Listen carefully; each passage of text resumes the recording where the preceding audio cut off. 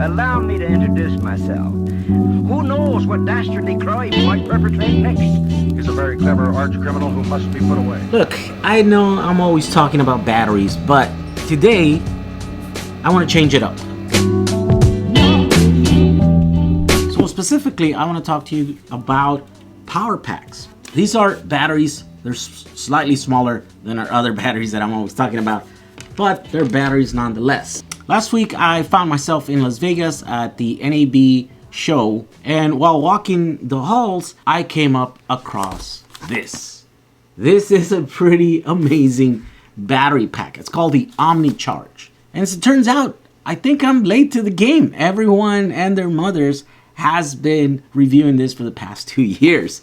Where have I been? But it's better late than never, so I am going to review this thing because this thing is so amazing that I actually bought one there at the show. I was like, oh my god, it does this? It does what? I'll take one. And so I brought it. I put it on my pocket. This is not a sponsored video, but nonetheless, we're going to look into this because I think it's pretty amazing. And I'm genuinely excited about this tech right here, this device. All right, let's open up this guy. Look at that. I hate when they do this 20,000 milliamp hours. This doesn't mean anything if you don't know the voltage. You gotta look at watt hours. And this unit does tell you that information on the actual unit, right? So these are whatever. This package here just happens to not have much stuff. Only comes with cables. It doesn't even have a charger. But it was pretty cheap. I think it was like 150 bucks at the show. I think it retails for more like 200 bucks. And so that's why it doesn't have chargers. I think the guy said that you'd have to use, yeah, here's the in and out. Oh, in and out. So you could actually charge it via a, you know, just regular barreled, you know, DC input or a USB-C, because this is in and out. Of course, the cool thing about this is that it's a power pack, but it has a built-in inverter, 110 inverter. Yes, it does. It's super small, but it has a 110 inverter. Let's turn it on here. And the amazing thing about this is that it has, you know, two USB, regular USB 1 and 2s, up to 3 amps. So they're the powerful ones. And then in and out also has DC in and out. And then also the DC thing, right? And USB-C. So most of pretty much everything that you want to power with this guy, you'll be able to do it. And look at that screen. It's nice, a nice little screen. You can turn the AC inverter on, right, with this button. Or you can do the USB ones. Oh, you can turn off the USB ones. Turn off. There we go. Let's see if you turn on. Yeah, so you can toggle between the two. I think you can probably do. Yeah, you can do all three. Yeah, you can do both of those at the same time. So that's pretty cool. For comparison, the unit that I use looks like this. Right, this is what I use to charge my USB devices, right? And the reason why I chose this one, it was about, no, it wasn't the same price. This one's about $50 less. It was like $100. And the reason why I chose this is because it had the USB-C, right? And so this one, it allows you to charge a laptop at 19 volts, like my PowerBook over here. Right, so that's the only reason. And of course, we know what's in here. There's probably about 8 cells.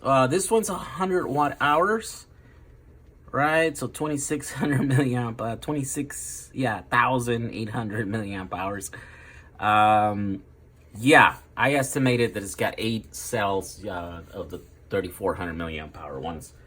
And so this one probably has about the same. Although, according to this, it's less, 72 watt hours or 20,400 milliamp hours at 36 volts. So they actually specify that, right? So let's check out. Okay, here's another thing that it does. The the AC inverter that's in here is rated at 100 watts, right? So it's not the biggest one, but it's good enough to charge a phone, even to charge most laptops, I think, right? So it'll even do like one of these guys.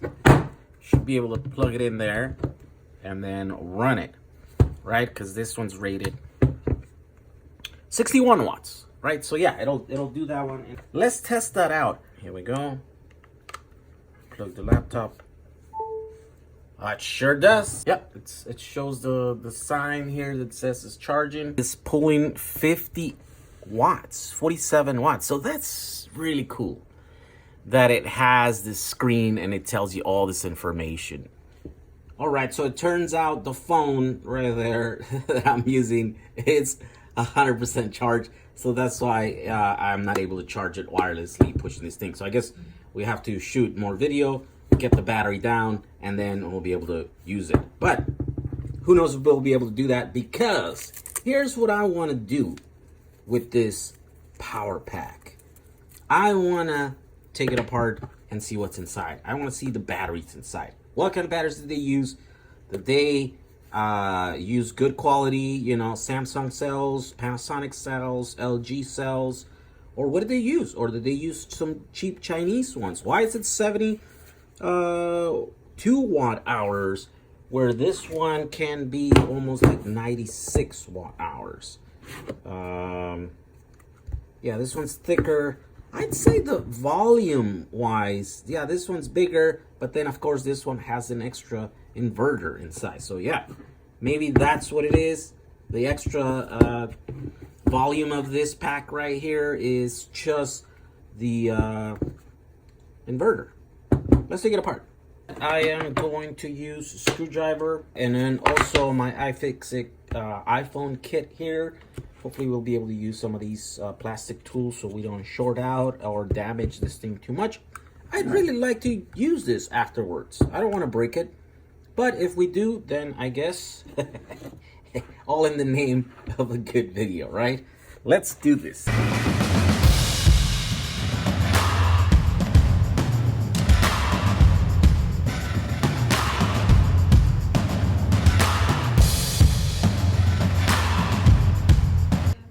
Here we go. Almost there. Oh, look at that. So we got our answer. These do not look like high quality brand name cells. What about over here? So that's just high power. Where is the thing? Yeah, right exactly where I'm touching. This is the high voltage side. If you're doing this, don't touch that. So essentially that's the inverter, is this part here, which is pretty small, I gotta say. And here is the wireless charging pad. Very nice. Okay, yeah, so this doesn't come off. Seems like that thing is like glued or something in there. Yeah, so they put some kind of glue in there and that's why it's hard. But it seems like I didn't mess it up. This is just a ribbon that goes on there. All right, no need to remove that. I'm just gonna leave it there. It does have a pad to transfer heat, right? It's like a thermal pad, so to get all the heat out of those components and push it out here to the case. So anyways, let's test the batteries. That's what we're interested on. All right, here we go. We use a little bit of heat and a lot of prying. Ah! I just shorted this battery. No, just need to. Oh, jeez. That glue is pretty tough. Here we go. First, let's look at the custom BMS. Look at that. It's all gooey and stuff. It's nice. It looks like it's a 6S, 6 batteries. So this is a 22.2 volt nominal battery pack, right? This is an N18650 CL-29 back. That's the brand of cells, and these are Chinese cells, but I guess if they were gonna go Chinese, I guess they went with one of the bigger manufacturers, right? This is one of the bigger ones, and at least they, you know, publish spec sheets and you know, when you test them or whatever, they sometimes they come out really good. So I looked up online, and apparently this is a 2.9 amp hour cell, right? Or 2900 milliamp hour cell. And this is a 3C cell, right? So 2.9 times 3, this cell should be able to put out about 8.7 amps, right? Without heating too much. And so it's not really 8 amps. I'd say this is not really a power cell. This is more like a, you know, between, you know, it's not really an energy cell at 2.9 these days, right? You can get a lot of cells that have a lot more capacity in there. So this is just kind of a middle road cell. And it's really, you know, not the best quality, right? Because it's not a name brand. It's probably one of the best Chinese ones or whatever that they do. But let's see if we can replace these, right? So we have several cells that we could probably replace them. Like, for example, our little NCR 18650 DBs or BDs, right? These are rated at 3000 milliamp hours. They test at like 3200 milliamp hours. And these are spec'd out at 10 amps, right? But they were a little bit hot when I did my test on these. So, you know, I always said that they work better at 8 amps. So according to this, should be able to put out the 3C that these guys put in. But if you really look at it, it's weird because this little unit here, the USB-C port right here and the AC port here, I think is rated at 100 watts, right? So if you do the math, 100 watts divided by the voltage, nominal voltage of the pack, right? And the pack is 6 cells of 3.7 volts.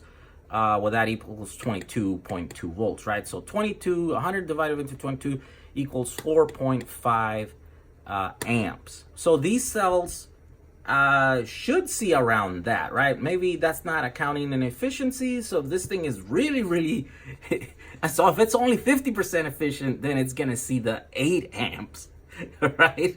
But it shouldn't see that. Maybe it should see like 5 or 6 amps maximum at max load, right? And so, yeah, in reality, any of these cells should be able to work, and we should be able to get a higher capacity. That's the other thing about capacity, because look at this, 2.9 amps, right, times 3.7 equals 10.73. So these cells, these ones right here, are 10.73 watt hours times 6 equals 6438. How do they get 72 watt hours? I have no idea. All right, so to replace these cells, we're gonna have to use the BMS that's built in here, right? Because that one, you know, they built it and it's got not just positive and negative, but it's got 2 other leads. I don't know what they do. This either do data, but we have to use that so that that one doesn't report any errors or anything. And because we have it here and it's done, right? So we're gonna have to remove these cells. Start by clipping these cables. But different, right? So now the BMS should be off. There shouldn't be any power coming out of these two because it doesn't sense the voltage of those guys, right? So let's undo one of these guys. Just wiggle it back and forth. Bam! There we go. That's the negative. Then we could take this one off so it's not in there. There we go. That came off there. Move this very carefully. The thermistor that checks the temperature of the cells. It just cut them off. Look at that. They're not the worst, but they're definitely not very far from the best. Right, so here are 6 cells that we're gonna use. What first we have to do is hot glue them together. Okay, you gotta make sure that there's positive, negative, positive, negative, positive, negative. You don't have to put a ton of it, you just have to put a little bit. Next, since this goes here, this is the negative, this is gonna attach here.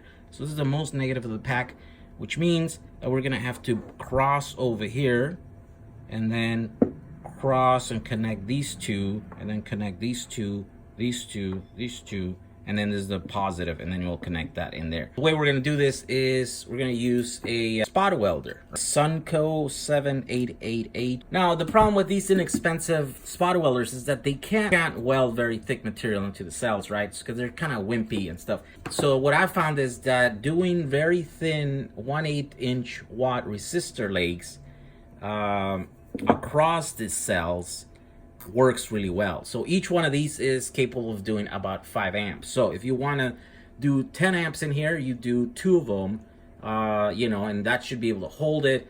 In this case, I think we're going to do 3 of them, right? And that should be able to do about 15 amps, which is more than that device needs, but it should be enough. So here's the tip. All you have to do is you place it in here.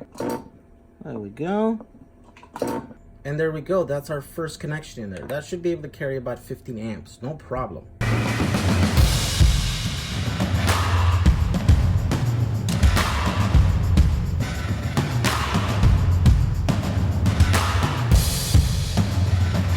Alright, so here we go. This is what the pack looks like to connect the BMS, right? So let's do the negative first. So the negative, what you do is you fold these guys over.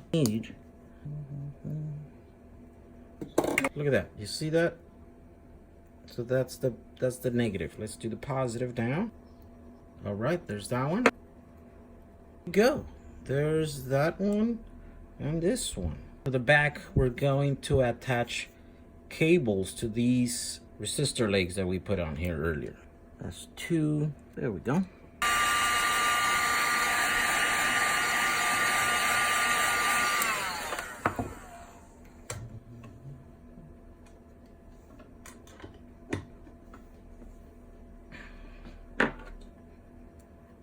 Alrighty.